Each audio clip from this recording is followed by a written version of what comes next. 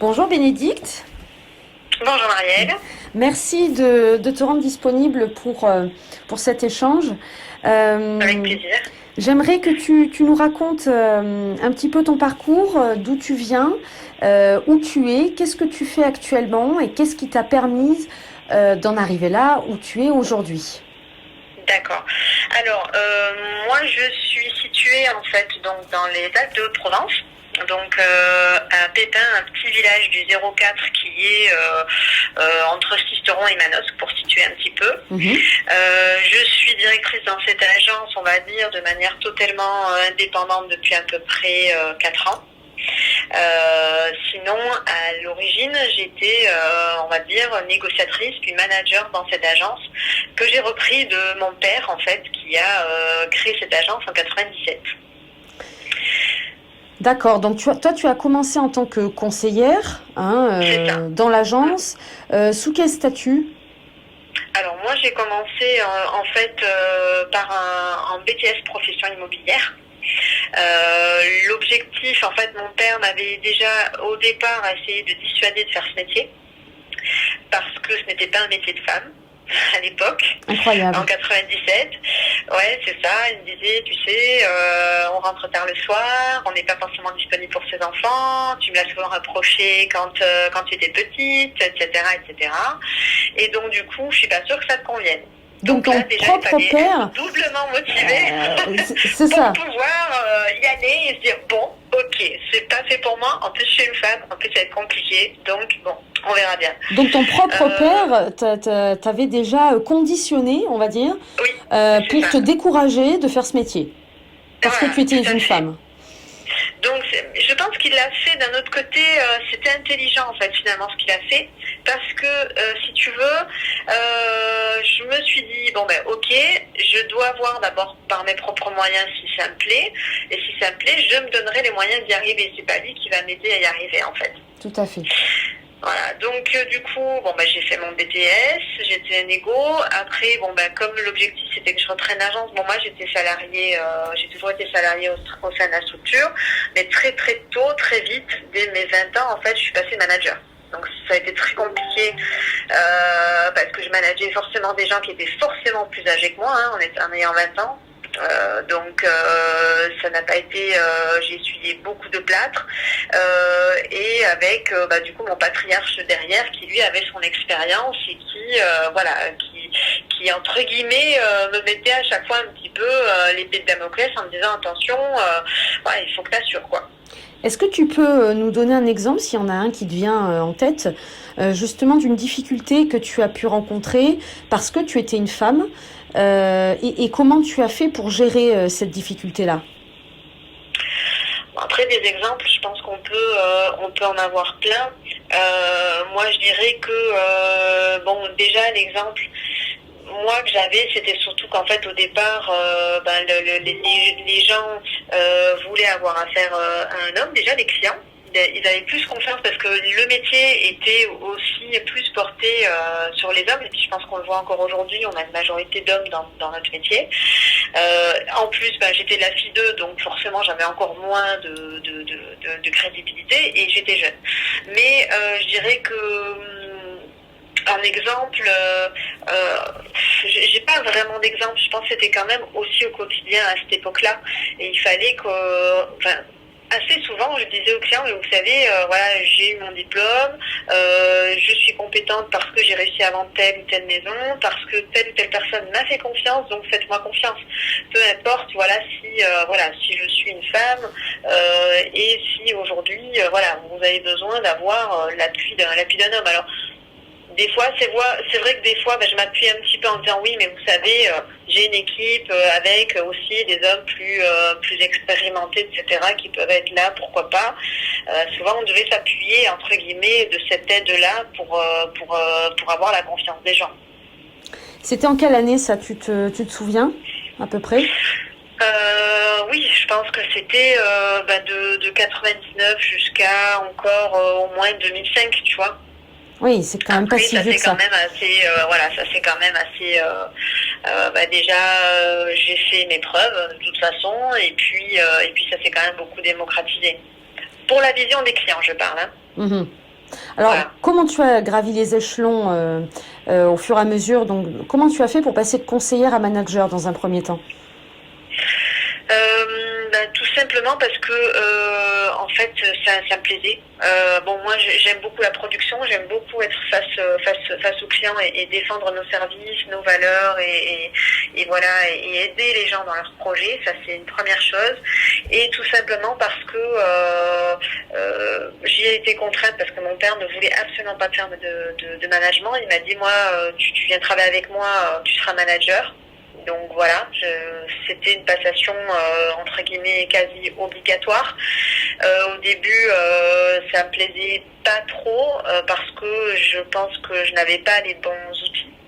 Et puis le fait d'être passé RA, d'avoir aussi justement les outils, les services qu'il fallait, ça m'a permis d'avoir confiance en moi et puis tout simplement de voir qu'il y avait d'autres personnes qui elles aussi avaient le profil, avaient l'envie, avaient les ambitions et parfois ne pensaient pas forcément y arriver elles aussi. Donc c'était aussi un challenge pour moi de me dire mais tu peux y arriver parce que j'y suis arrivée.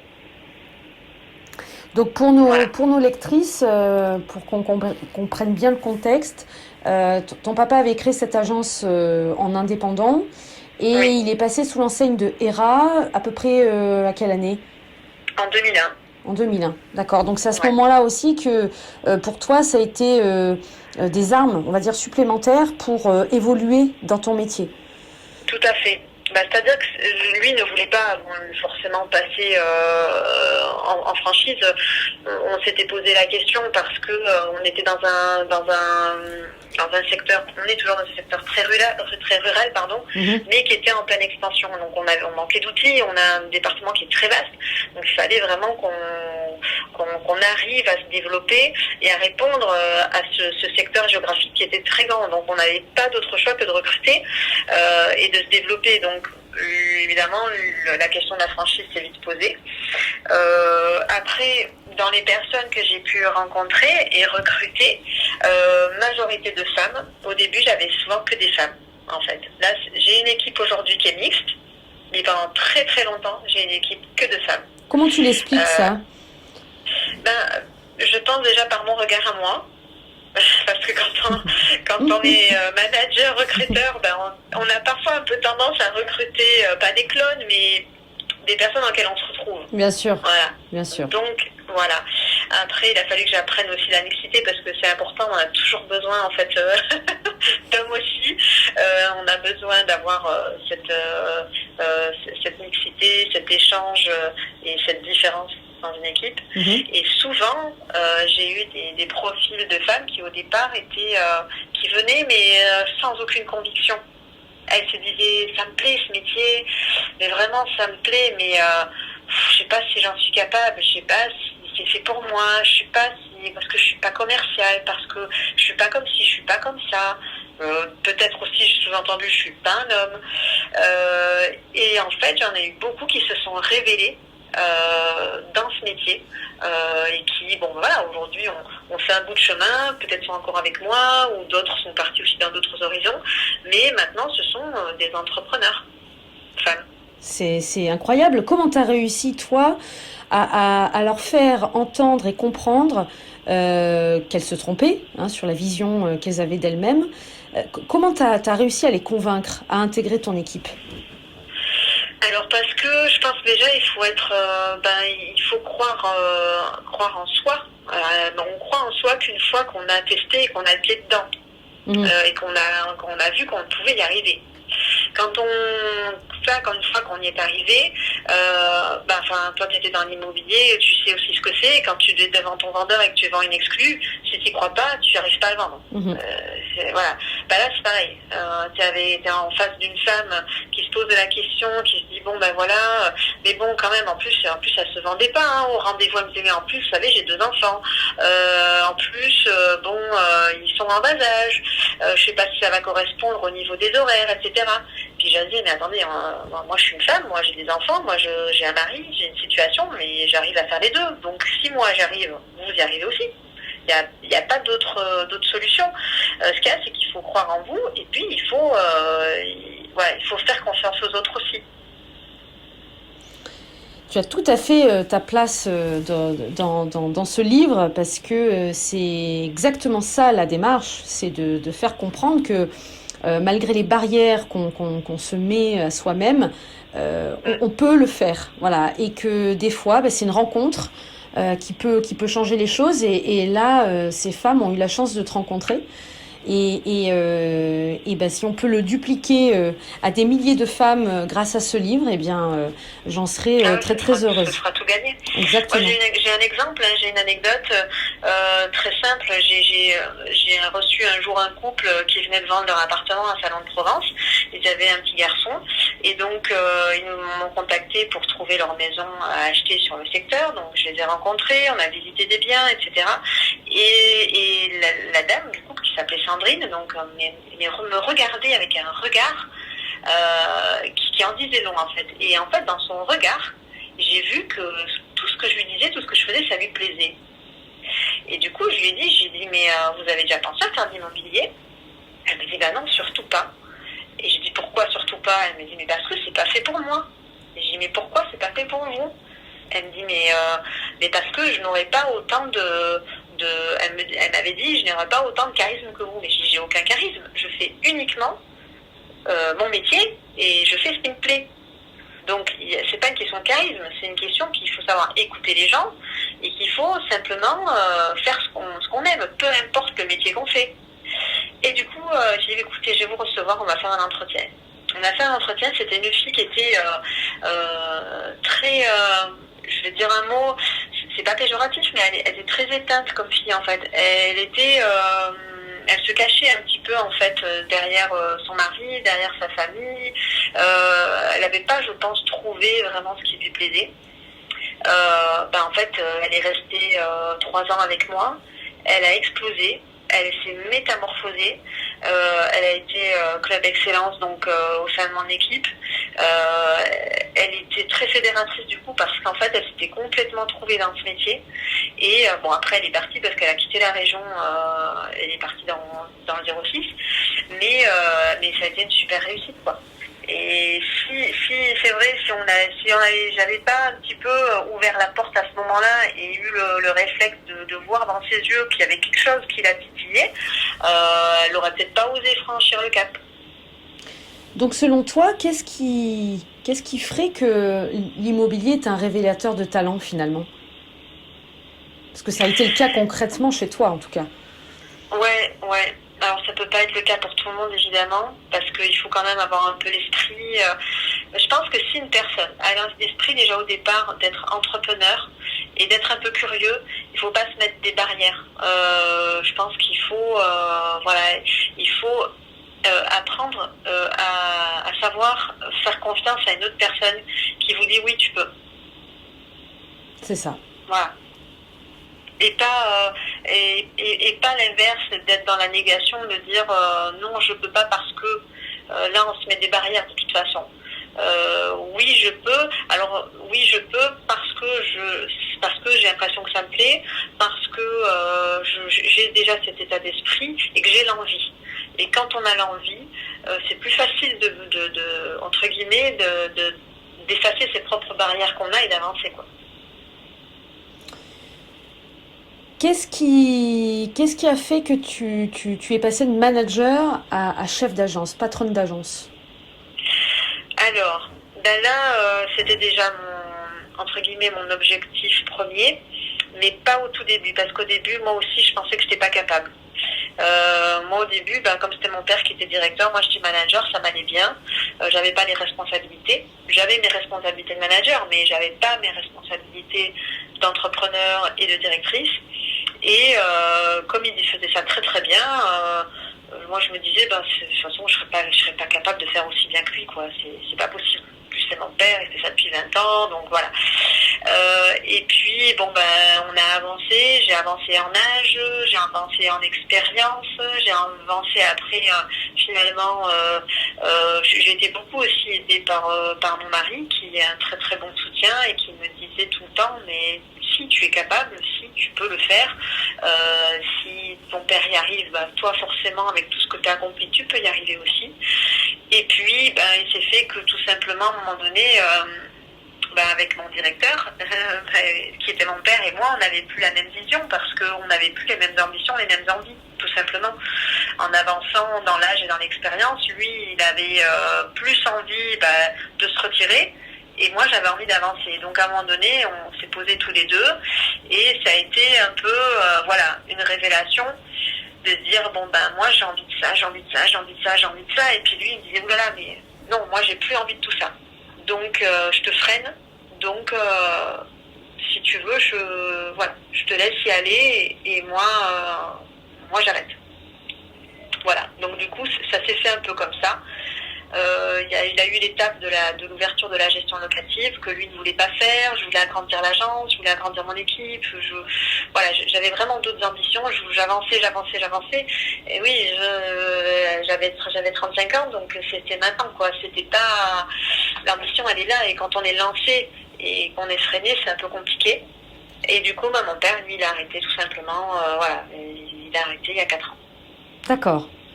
Voilà. Donc là, c'est encore une étape extrêmement intéressante parce qu'on se connaît un petit peu et je sais que tu es très humble dans ta nature. Mais pour remettre les choses dans le contexte, ton agence aujourd'hui comporte plusieurs collaborateurs. Tu as une belle équipe avec de belles performances à ton tableau. Est-ce que tu peux nous en parler de cette réussite, hein, parce qu'il faut dire les bons mots. C'est une vraie réussite, mais elle n'arrive pas seule. Je pense que c'est aussi une question de mental, de savoir-être. C'est aussi ça la clé d'un entrepreneur, et tu en es une. Comment tu as réussi déjà psychologiquement à te dire ok, c'est bon, maintenant je suis patronne, je prends ma place dans ce monde, je prends ma place dans mon agence, et à le transmettre à tes collaborateurs pour les pousser vers la performance? Et bien, je vais te dire un truc, mais oui, tu as raison. Moi,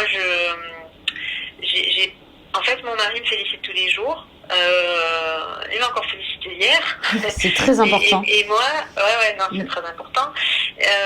Et moi, je ne mesure pas, en fait. Je ne mesure pas parce que je me dis que je ne fais jamais assez bien. Alors du coup, c'est sûr que je suis toujours. Bon, moi, je n'étais pas, j'étais pas félicitée par mon père. Heureusement que j'aurais peut-être aimé avoir un peu de reconnaissance de sa part. J'en ai eu par moments, même très très fébrilement.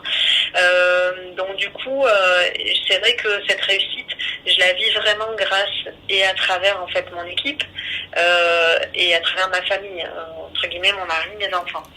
Et donc c'est vrai qu'aujourd'hui j'ai une équipe de 9 collaborateurs en vente. 3 au service location-gestion, plus une assistante. Donc, on est 13 à l'agence, si j'ai bien fait le compte. C'est ça. Ouais, voilà.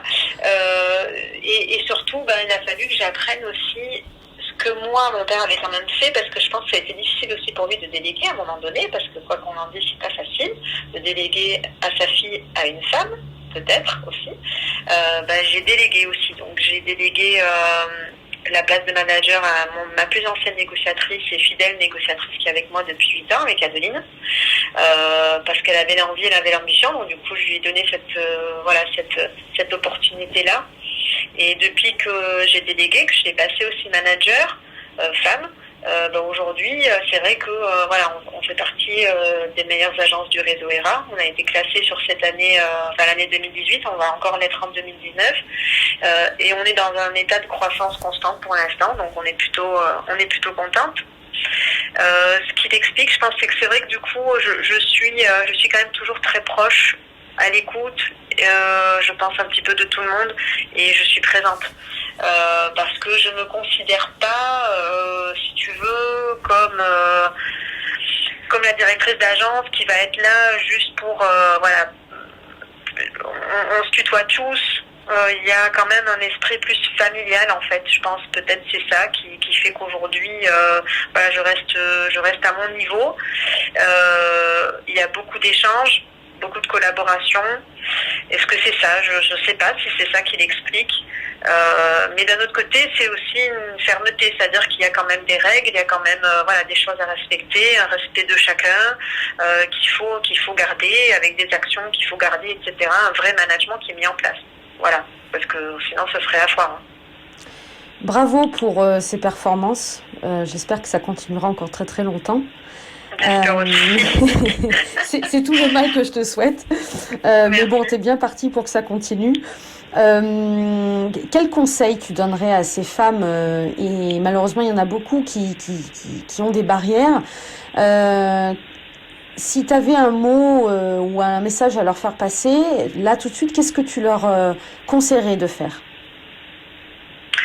Ben moi, ce que je leur conseillerais de faire, que ce soit dans n'importe quel métier, pas forcément moi, c'est l'immobilier, mais c'est de partager déjà, d'aller voir d'autres femmes entrepreneurs qui ont fait des parcours, qui ont réussi ou qui ont échoué aussi, hein, parce que dans l'échec, on y trouve aussi beaucoup de solutions. Et qu'elles partagent en fait leurs doutes avec ces personnes-là, parce qu'en fait au départ on a toujours des doutes et des a priori, donc du coup d'échanger, d'aller rencontrer d'autres femmes entrepreneurs pour lever les doutes qu'elles ont, et puis oser. Aujourd'hui dans la vie, dans n'importe quel domaine, si on n'ose pas, oser, ça veut dire aussi affronter peut-être un échec, mais au moins elles auront osé. Eh ben, c'est un très beau mot de fin, en tout cas. On pourrait t'écouter pendant des heures, mais je sais que tu as encore un compromis de vente à signer juste après. Voilà, c'est ça, exactement. Donc le business t'appelle et c'est aussi ça la priorité. Mais en tout cas, je te remercie de nous avoir accordé une vingtaine de minutes de ton temps parce que c'est précieux. En tout cas, si ça peut aider à notre niveau, à ton niveau, à mon niveau, d'autres femmes et faire en sorte qu'il y ait plus d'agences immobilières pilotées par des femmes. Non pas que les hommes n'ont pas leur place, mais voilà, elles ont aussi quelque chose à apporter. Eh bien, on aura fait en tout cas une belle action et j'espère que ça continue.